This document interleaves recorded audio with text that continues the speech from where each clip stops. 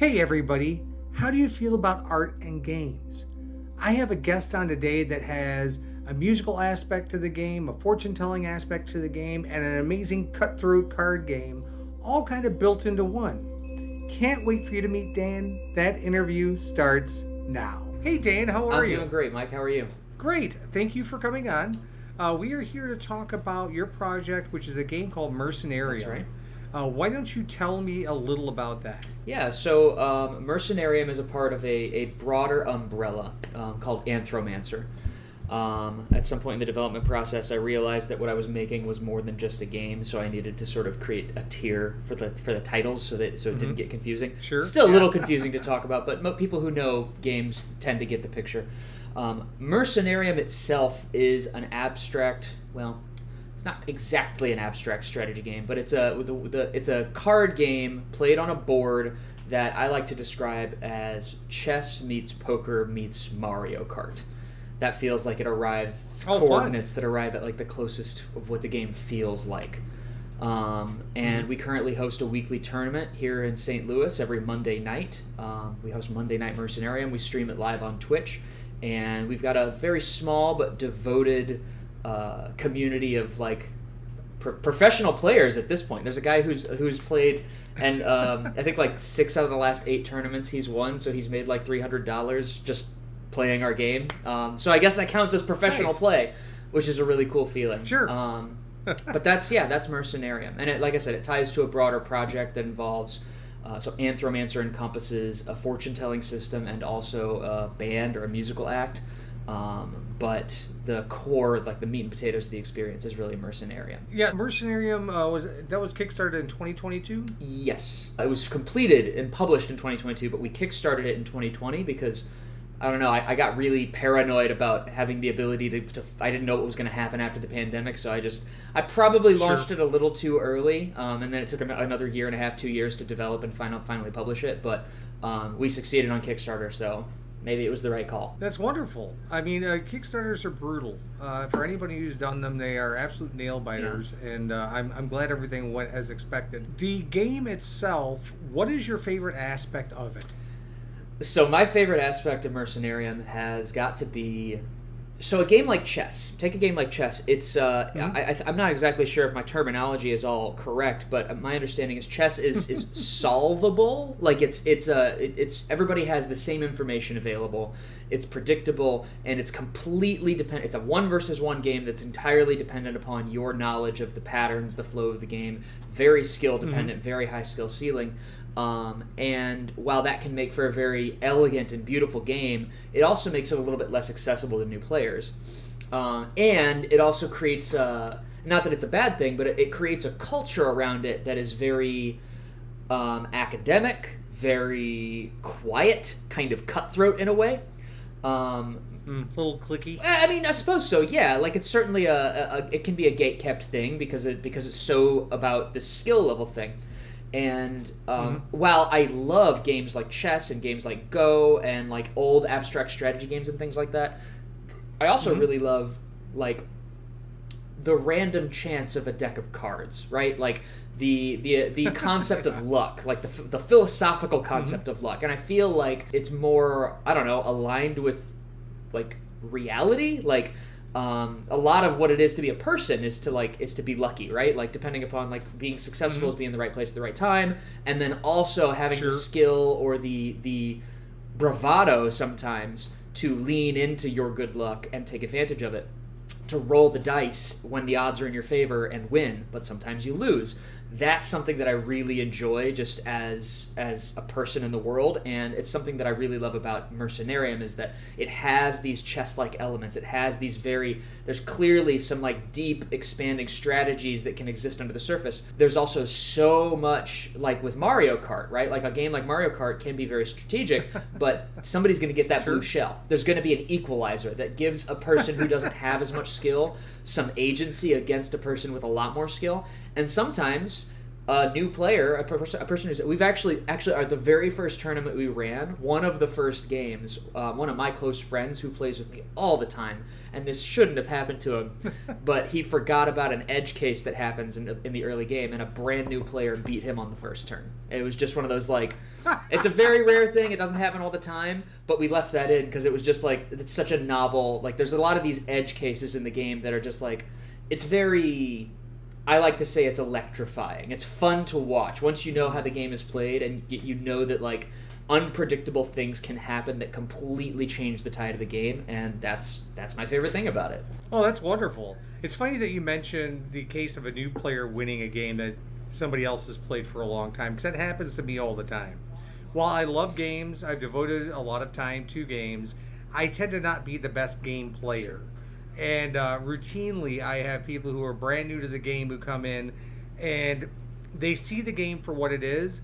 I see for what it has been, and they see some tricks that I just totally forgot about or what have you, and all of a sudden, bam, Bob's your uncle. Yeah. I'm sitting there, with no victory points or, egg on my beginner's face. mind. So it's fun. Absolutely. Sometimes walking into a game without any preconceived ideas, you see a lot more than somebody who's played it a million times. So the Anthromancer vehicle that composes the game, you also have a musical aspect of it, so you have a band, and then you do readings? Yeah, so tarot or fortune telling. I mean, it's not technically tarot, it's an original oracle system.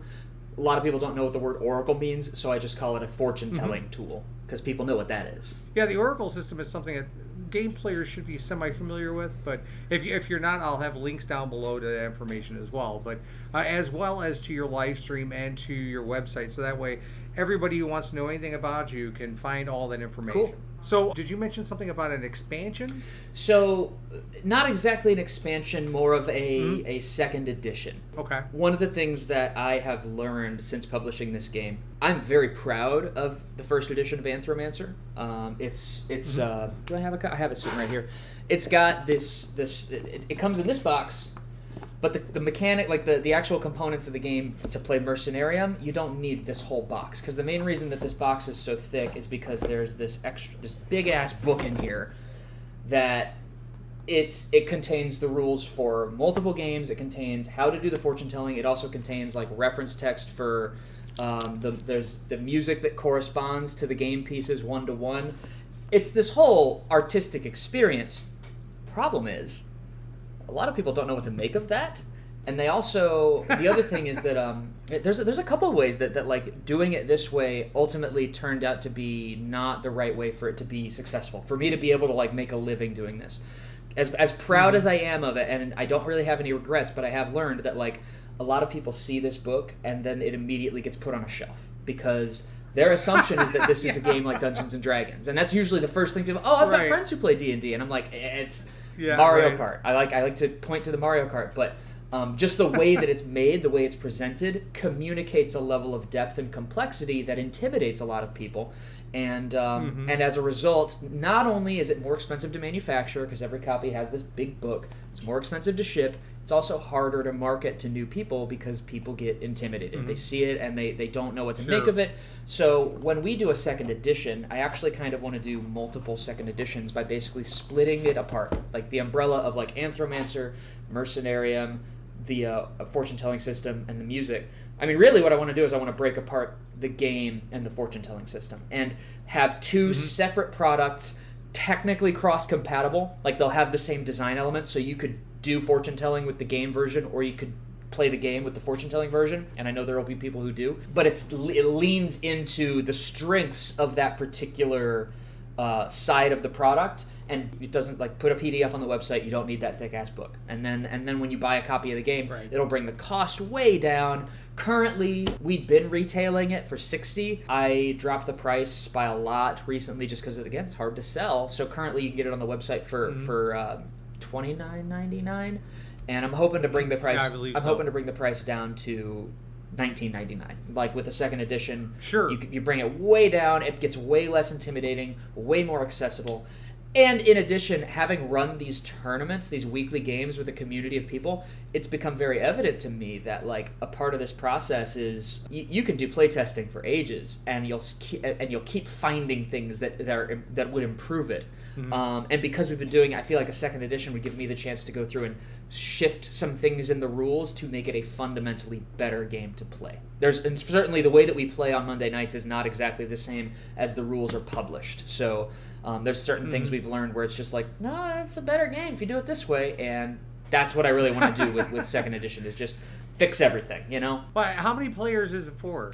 It is a 2 to 4 player game. I will say 3-player games are a little cattywampus because it's contingent. We actually have a patented mechanic, which I'm proud of, but it's contingent on the orientation of the cards. It's a square board, and the cards all have a line on one edge with different dot values on the other edges, and that line points towards the player that controls the card. So when a different player controls the card, it's functionally a different game piece on the board.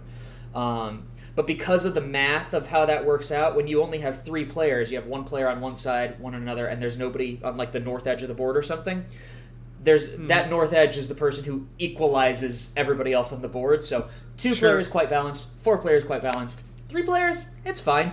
It's serviceable. When we do our tournaments, we do 1 versus 1 simply because the tournaments are more of a produced show, and chess timer, you know, a binary chess timer it helps you keep a game under 15 minutes long.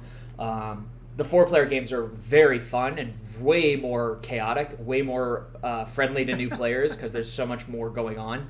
But I don't have a clever like Arduino 4-button chess timer solution yet. So we don't do those. Yeah, right. It's called Mercenarium because the court cards, so Jack, Queen, King, Ace, the traditional like high value cards from a deck of cards, they are mercenaries, and what that means is that like if you earn captures, you can use your captures as currency, and you can buy your opponent's cards, which just pivots them, right? Like it pivots them on the board around to your orientation, and it's a really like subversive, like there's a lot of really interesting interactions that happen because like it changes the dots as it becomes yours, so you have to like make sure you're buying the right one, or it's a way to like keep yourself alive when an enemy's got a really strong card in your place, and yeah, I'd love for you to get your hands on it. There are several games that I know that are 4-player. They're great as 4-player, but if you play them as 2-player, they're very cutthroat. And depending on the person that you're playing with, can be not a lot of fun. Yeah. So I get the aspect of having a 4-player versus a 2-player game, and also why you take that 2-player game and use it for your tournaments, because you want cutthroat, you want quick, you want to get it done and move on. Yeah.